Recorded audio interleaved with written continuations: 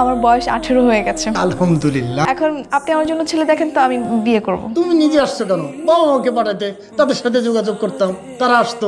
হ্যাঁ, তুমি তারা তো আমাকে এত তাড়াতাড়ি বিয়ে দিতে চায় না, কিন্তু আমি বুঝে গেছি আমার বিয়ের বয়স হয়ে গেছে, তাই আমি নিজেই চলে এসেছি। তোমার কি ধরনের পাত্র চাই? দিবেন কি? একটা যোগ্যতা সম্পন্ন ছেলেই দেখেন না, আপনার কাছে আছে না? অবশ্যই তোমার দেখে তো চৌধুরী বাড়ির ছেলে, একমাত্র ছেলে। ওয়াও, কি হ্যান্ডসাম, কি সুইট। ওয়াও, একটা ছেলে, এটাই আমার পছন্দ হয়েছে। আপনি ওর সাথে কথা বলেন, সবকিছু লক করে ফেলেন। তোমার একটা ছবি দিয়ে দাও আমাকে। আচ্ছা, সমস্যা নেই, আমি হোয়াটসঅ্যাপে পাঠিয়ে দিব, ঠিক আছে? আমি তাহলে যাই। হ্যালো, হ্যাঁ জি বলুন।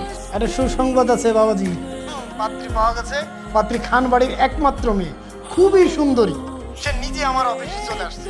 তোমার ছবি দেখে তো সে খুবই পছন্দ করছে। তো খুবই ভালো খবর, আপনি মেয়েটার ছবি আমাকে হোয়াটসঅ্যাপ করুন। তুমি হোয়াটসঅ্যাপে একটু চেক করো।